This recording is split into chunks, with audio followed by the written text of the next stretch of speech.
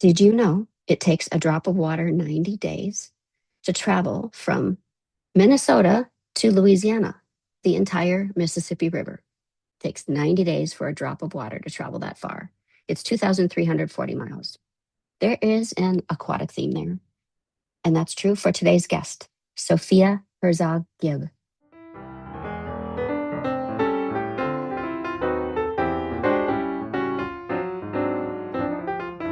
Hey, how are you? I'm good. What time is it there? 7:15. Do you have your coffee? I do. I have my coffee too. Yeah, Cheers. Cheers to the morning. Cheers to I a new day. know. Are you at So, the that like co-op place or yeah, co-working space. Yeah. nice? Yeah, it's good. I like that. I don't have like a private office here. You can do that. But as a member, I can use the common space and I can just book private offices when I want, included in what I'm already paying. It's sort of the perfect balance for me of people working and people willing to chat and then sort of get back to what they're doing. Oh, good. Yeah. So where are you joining me from today? What town? I'm in Salida, so my hometown or Colorado, where I right? live. Yep. Yeah. I imagine springtime is beautiful in Colorado. Yeah, it's about like probably high 70s right now in the day, which is real it's like the perfect time before it gets super hot for Coloradans. And I know you're a runner. Have you been getting out on trails or do you run in the hills there? Yeah. And I go out in the morning, because then the dog doesn't get super hot and yeah. What's your dog's name? I'm Odie. Odie. Yeah. What kind is he? He's a mutt, but he's a great pure Australian cattle dog, but he kind of looks like a black lab. Love it. Well, I met you on a mountaintop, but it wasn't in Colorado. It wasn't a Colorado. It was a Cortina mountaintop. And I It still was, remember the first moment I met you, you were ready to go out and ski by yourself on the first day you arrived. And I thought, this woman has an adventurous spirit. And I love that about her. Have you always had sort of a spirit for the wild? yeah, and to enjoy the outdoors, and especially like who knows if I'll ever get back to Cortina. So I wanted to, make the most of it. And you did. Yeah. And we can talk about that a little bit. But one of the places I sort of wanted to start today was you are a two-time Paralympian in swimming. And I asked you when we were talking in Cortina how you got started swimming, because something that I'm kind of fascinated by is we see Paralympians and we see Olympians at their big stage. And we often don't know, like, what was their first entry into a pool? What was their first entry onto a mountain? And so for you, how did you get started? How did you get started swimming? Yeah, I got started. My parents put me in lessons when I was about like 3 years old because they knew I couldn't stand in 4 feet of water until I was, an adult. So they wanted me to have understanding of the water at a really young age. And then I actually wanted to go for skiing, and they didn't have a classification, and um, orthopedically, like my knees probably weren't going to be able to handle that kind of pressure. And so I was swimming on a club team, and I kind of got invited to a national slash local Paralympic talent ID thing. And that's kind of where it was discovered. And then I tried out for the London 2012 team, was the first one off the team. And then they said, if you graduate high school a year early, we'll save you a bed at the Olympic and Paralympic Training Center. I wasn't able to train the way I needed to train in Colorado, where I was living. And so I did that, and I moved there in 2014, and I made the 2016 games. And how old were you when you did your first games in Rio? I was 19. Oh my gosh. And you finished high school a year early to do this. Yep. So I graduated at 17, and moved there. Talk to me a little bit about how you were supported from that first swimming lesson that your parents wanted you to take to finding sort of that set of railroad tracks that led you all the way to the Paralympic Training Center. I think it is sort of a mystery for some people how to find the avenue from their own small town to something like a Paralympic stage.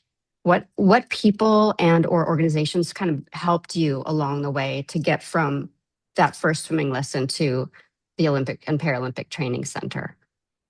I think my parents, first of all, because they took me everywhere. As you know, especially at that age, I couldn't drive, and so they were taking me to all the trainings and swim meets, and they invested a lot of time into me. And then my connection was through my dwarfism, and there was a couple girls that were probably in their early 20s that were, Paralympic level that knew me, and they were the ones who invited me. And then, via networking, I met the resident coach, and I lived a couple hours from the training center. So I, kept in contact and told them, this is something I want to do. And they were really understanding that I just didn't have the training where I was living as a kid. So they couldn't gauge what I was truly capable of. So they invested in me as well. So finding people that'll invest in you. Was it a pinch me moment when you started your orbit there? You're like, your day to day was at that training center, and you were looking forward, I guess, at that time, first to London, is it right? And then to Rio? Yeah, so I wasn't there for London. I was still at home. But yeah, leading into Rio, I had a year and a half, 2 years at the training center. And they just kept telling me that this is training I'm not used to. And I mean, I had only swam like a handful of doubles before moving there, and I was swimming, gosh, 3 doubles a week. What do So, you mean when you say doubles? like swim in the morning and swim at night, Oh, swim twice a day. got it. Yeah. And so, what did that training look like for you? You swim, obviously, but I imagine that there's a lot of other elements, both, I don't know, strength training, flexibility training. Can you just sort of talk a little bit about what that was like when you got there in terms of the training, in addition to the doubles and the triples? Yeah, I swam 10 times a week, and it was long course training. So, what long courses is what the Olympic and Paralympic pools are. So, it's the 50-meter pools instead of the standard US 25 yards or meters. So, I was already training what I would be racing. And then I was in the weight room 3 times a week. And in swimming, you don't have to be like lift super heavy because you don't want to be super like dense muscle in the water because you have to spend a lot of energy keeping that afloat. So it was a lot of dynamic stuff and a bit of strength training, but a lot of like mobility stuff.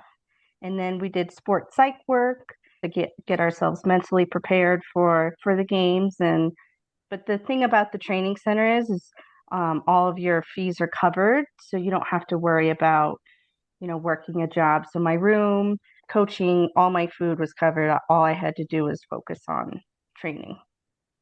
And did you have your own room there? Were there roommates? How was that? I had my own room and bathroom, and then I shared like a living room with another girl. And now take me to Rio, your first time on literally on a world stage, wearing Team USA uniform. What was that like? Yeah, so it was really cool because we were doing before we left for Rio, we did some like practice rough runs, where we'd suit up and see what we could do. And I won a time that put me third in the world at that off kilter thing. And so that was like, whoa, I could do this. And the time didn't count, so nobody knew that I did it. So nobody was expecting me. So I went in with kind of a bit of confidence, knowing what I was capable of. But in Rio, uh, it's a third world country, so you couldn't drink the water or eat any of the food that had been washed in the water, and that kind of threw me off and the team off because a lot of my diet was like fresh fruit and vegetables, and then that got cut out, and there Mhm. wasn't a plan B down there. So I ended up texting my mom to like bring a ton of snacks down because I was like really hungry. And So your parents were able to come to Rio? yeah, they did. And then my cousin came down as well. And yeah, so she brought me some snacks, which was really nice. Um, Savior. yeah. And then one of my roommates or suite mates in Rio was in a chair and it wasn't accessible, our rooms.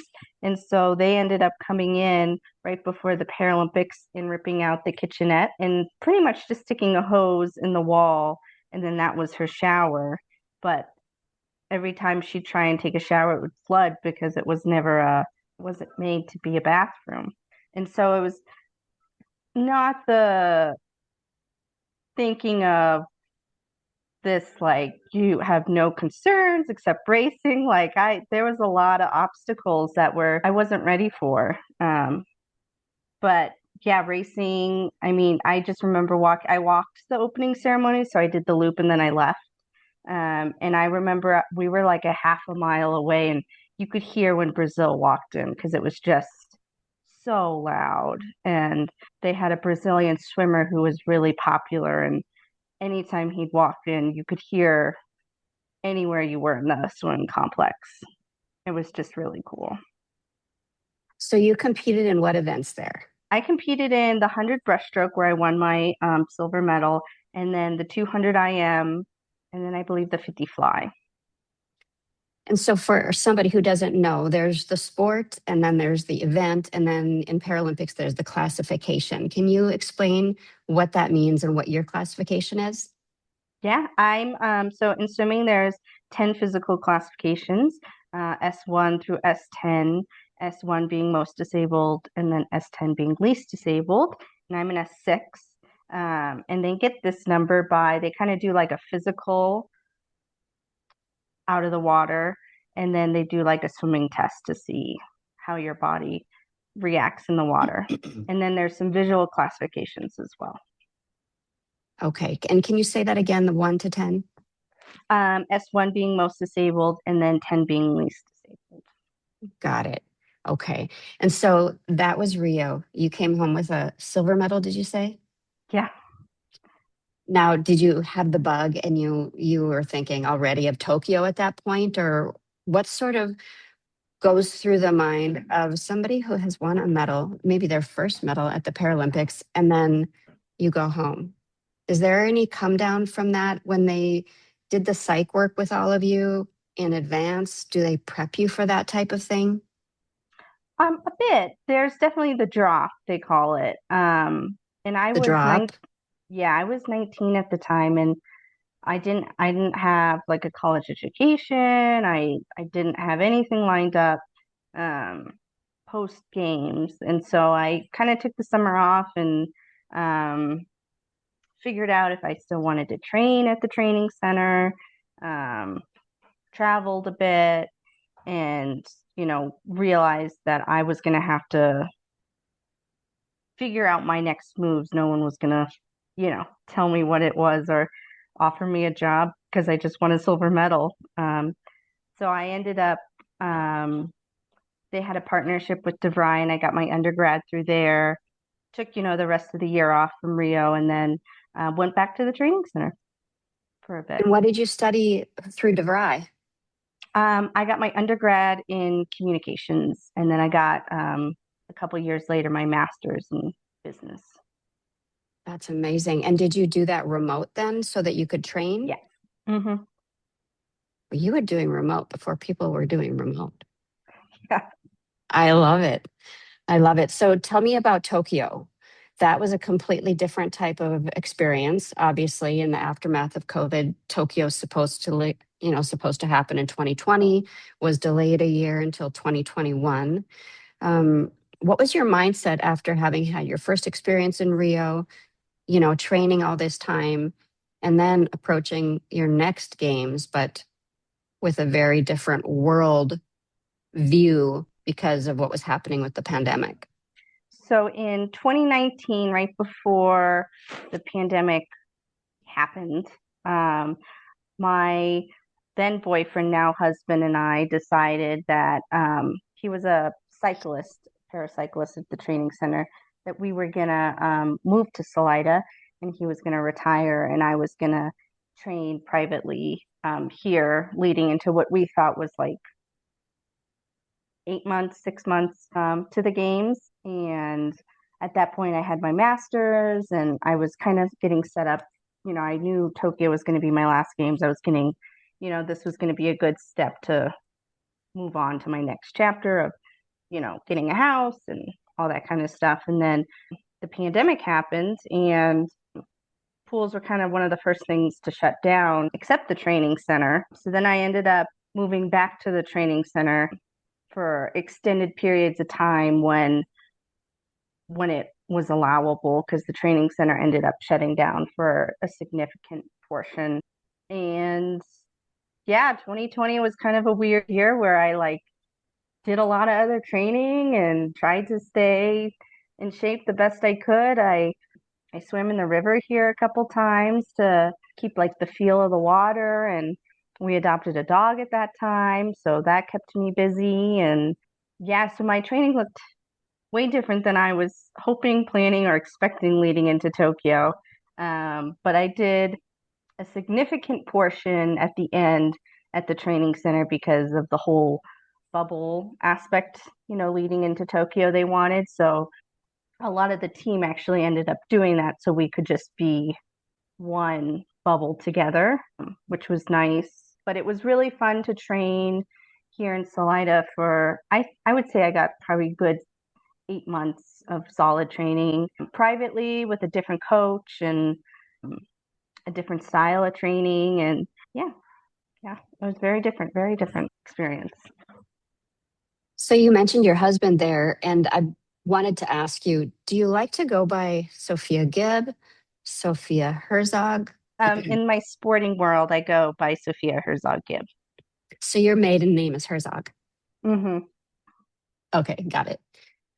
As a kid growing up and a person who I know has multiple sports interests, you mentioned that you're a runner, you swim, you ski. Were there any people who you look to as role models in any way that you admired them for what they were doing for sport or just who they were and how they lived their life? Um, I mean, not anybody that like just comes to top of mind, but I think just like, you know, the game changers. Like I sit on the executive board for Women's Sports Foundation, so Billie Jean King, for all that she's done for women's sports is huge, and she kind of went against the grain, and people thought she was crazy, and she's changed the game for us, and um, yeah, just watching people be vulnerable and take the chance and be really good, you know. Yeah. I wanted to talk to you about Women's Sports Foundation. So tell me more about what that is and what your involvement is there.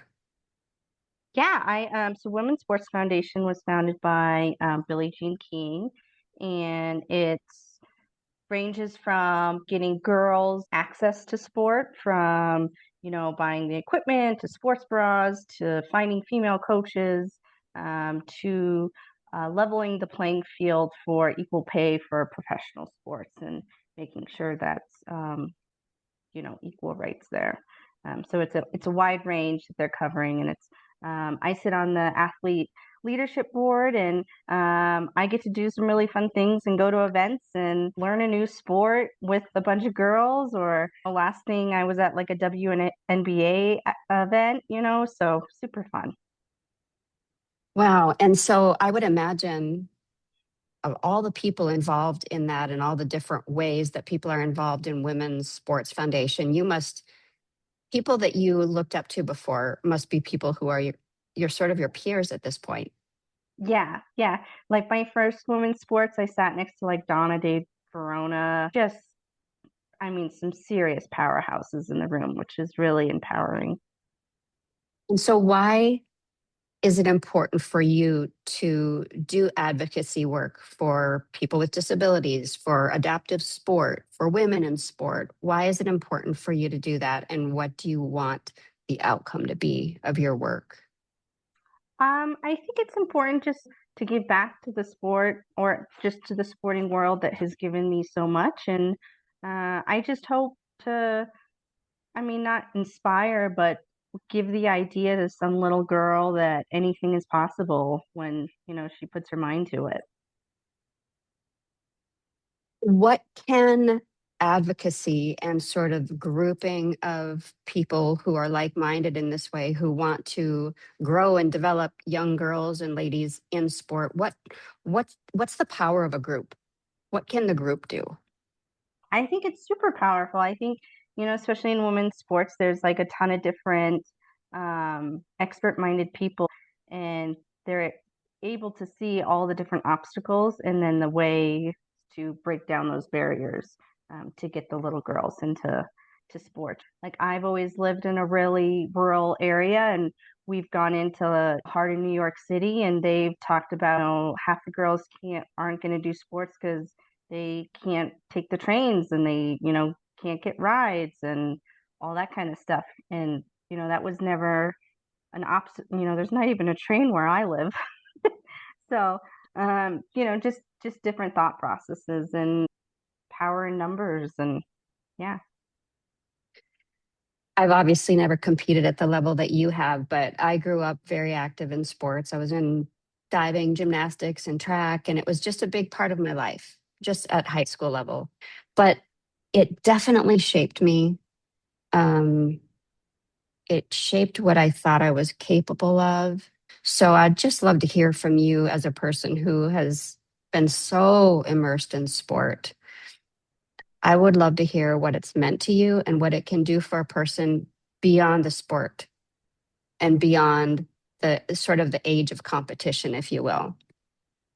Yeah, I think you hit it on the head where it's like in sports, you build all these incredible traits, resiliency, discipline, communication if you're on a team sport, and hard work. And that translates into jobs. And a lot of jobs, when I was looking for a job, I had no experience, no work experience, but I had all these like incredible qualities. I knew how to work hard. I could put my head down for 5 hours and do something.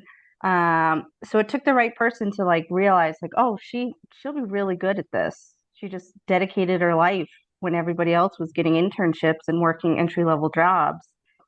Let's take the chance on her. So I think it's really good. I know how to work in a high pressure environment and handle stress. And I think sports helps a lot of people grow up and learn those things. To what extent does self trust sort of get folded into that, do you think?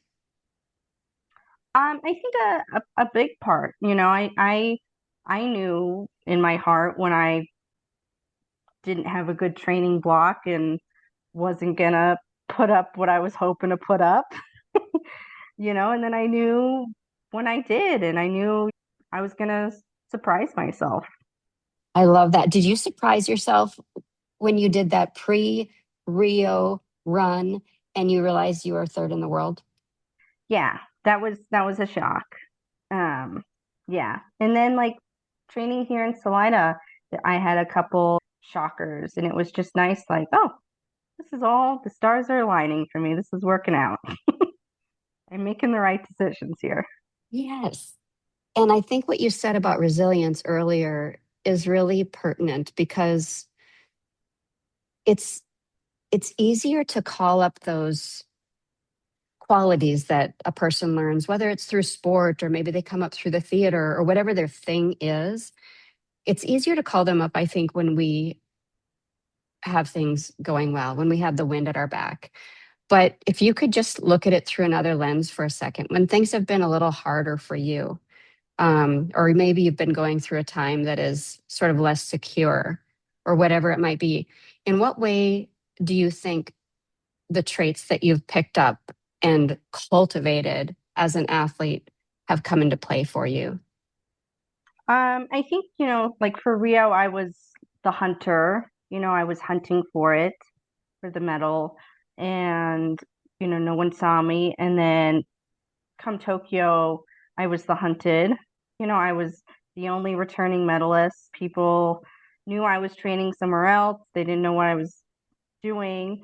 And so that put a lot of pressure, and it was pretty mentally hard, especially with the pandemic factor of I wasn't having consistent training, and that's a big thing. And I just had to be really kind to myself during those hard times,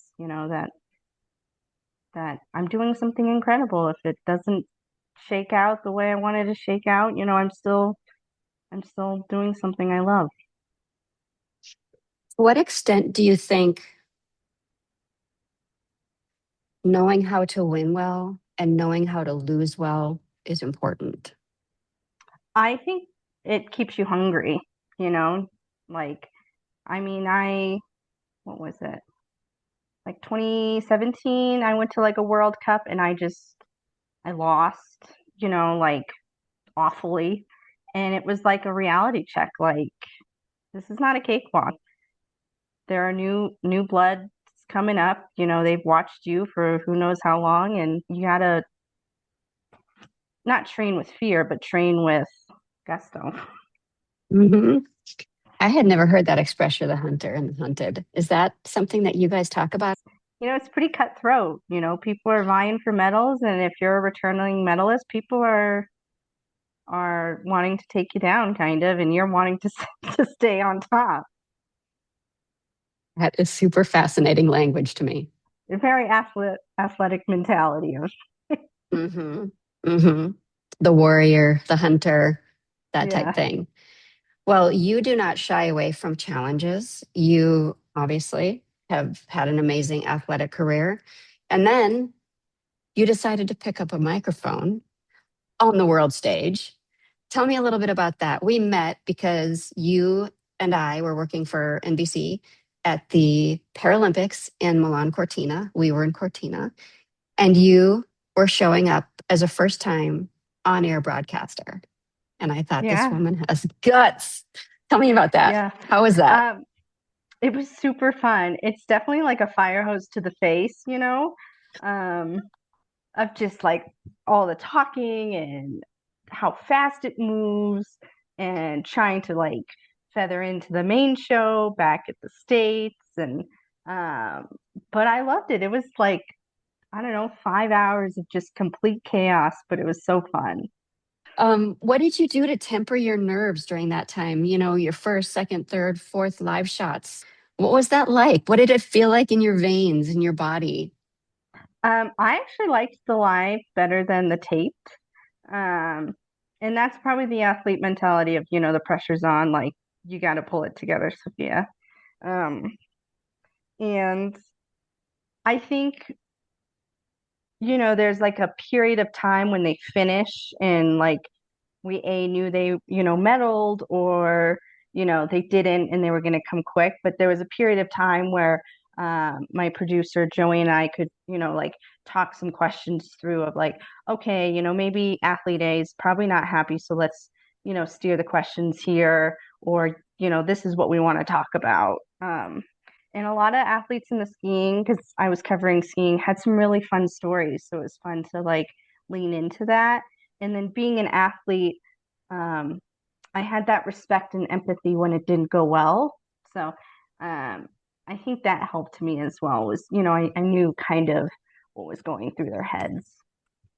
I think that's a super unique perspective that only a select few of you have. Only a select few people have been Paralympians and Olympians, and you have a vantage point that is unique. And I think, tell me if I'm wrong, because you've been on both sides of this, but I would think as an athlete, you might be more inclined to speak in a different way, perhaps to you than to someone else. Maybe not. You just correct me if I'm wrong, but I think you're you right. tell And me. I think like I had some prior, friendships, Keith Gable, who was one of the snowboarders, lived at the training center through the summers. So I got to know him.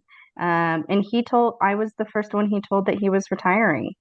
at in Cortina, which was like what an honor. So I think, yeah, it helps. I don't know if there's a switch in language, but I think there's a switch in trust. And there's more. Not only did you pick up a microphone, when you and I were sitting at wheelchair curling one night, you were sharing with me your next endeavor, current and upcoming. Would you like to share anything about that? Yeah, running currently for campaigning for county clerk and recorder. My boss is retiring, and I was second in line, so I'm running for it. And when you and I were sitting there, I got like the official nomination onto the ballot, so which was super exciting. Is very exciting. And what role did your husband need to play in that particular moment? He was my nomination. What does that mean? Tell me how that goes. What does that look Um, like? so he had to get up and like have a speech of why I should, why they should um, vote me on to get onto the ballot.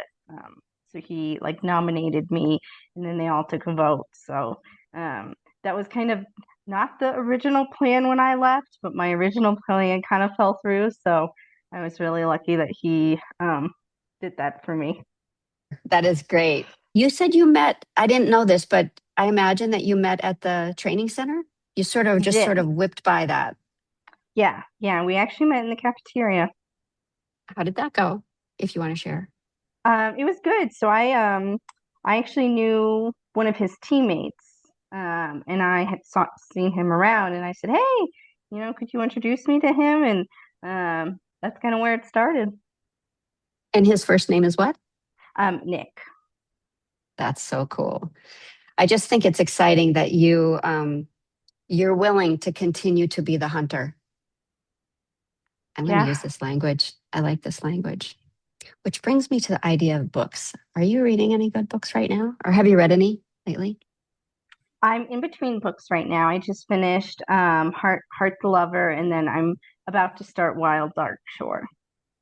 Um, and yeah, Heart the Lover was good. I gave it 4 stars. Man, what's been my favorite book this year? I don't know. Let me look. What type I'll of get. books do you like to read generally? Do you have a general? Um, I kind of dabble in everything because the book before Heart the Lover was a memoir, and that was good. What was Um, that? it was Strangers. It was a memoir Oh, on right. marriage by Belle Burden. Let me see. Oh, I think probably my favorite book this year has been Becoming Madam Secretary, and that was about um, it's based on true events, but fiction, and it's the first lady Secretary of State, and just her journey to it, and that was probably my favorite book. I love Fascinating. like Kate Quinn. Um, she's one of my a popular art author in my books I read. What is an act of kindness that you have experienced recently or ever experienced that you would like to share? Um, It can be simple, it can be profound. yeah, I don't know. I just think just being nice. Just being a disabled female, like um sometimes I'm in the corner quite a bit, or I can walk into a room and everyone will, drop what they're doing and stare at me. And so it's just, just being nice is a huge thing. I think is um treating people with respect, and you know, it's huge. I just want to ask you, based on what you just said, how do you deal with that? How do you deal with walking in a room and people looking at you? You just said that. Is that Yeah, something that you've gotten used to? Is there a certain thought process that goes through your mind that makes it, I don't know, maybe less uncomfortable? I think I'm used to it now with 29 years of it. But I think everybody has a bad day, and sometimes it just, gets to you. And, um, I figured out things to not avoid, but, like I do a lot of pick up groceries, so I just don't even have to deal with the grocery store. So just figuring that kind of stuff out. But yeah, there's definitely some hard days where it's just, you know, not worth it to go into public. And then other days where, people are really kind. And yeah, so that's, I think, just in itself is it. Well, before we close out, is there anything else that you wanted to talk about today that I haven't asked you about? Is there anything you're in the middle of? No, I think I'm good. And I wanted to ask you this, and this is a bonus optional, but do you want to sing any kind of a song and sing us out? Oh, I don't sing. I'm sorry. It's okay. I think it's going to be my mission to just see if I can get people to sing. I think it'd be a nice way to end the conversation, just sort of sing out. If you were to sing, if you chose to sing, which you don't have to sing and you're not going to sing, and that's fine. But if you did, what song do you think you might like to sing? Like in your secret karaoke mind, like that's the one I would do. Like if I have enough liquid courage in me, I've been known to belt out Pink Pony Club by Chappelle Roan. I'm no singer, but I was going to just try whatever song you came up with to try to do it myself. But I think I only know those three words, Pink Pony Club, but then I don't know any more. I literally don't know any more of that song. It's a good one. I've been known to That'd be your belt that song. one. Yeah. I can say that with confidence. I am going to put that on after this and figure it out. Are you a lyrics person? Do you lean toward lyrics? Kind of, but I just went to trivia, and like one of the sections was like they gave lyrics and then you had to name the song, and I didn't get a single one. Oh, I want to come to that place. If I come to Colorado, can we go do that together? I think I would really like that game. Yeah, for sure. We could be a good team. Yeah. Anyway, you're going to have me thinking about Pink Pony Club and a lot of other things. This was really fun. Thanks for inviting me. Come back for more conversations to connect. These are early days of this podcast. I love having these conversations so much, and I love sharing them with you. If you want to share it with a friend, please do it. The current name of this podcast is VOREEN. It's my middle name. All right. Have a good one.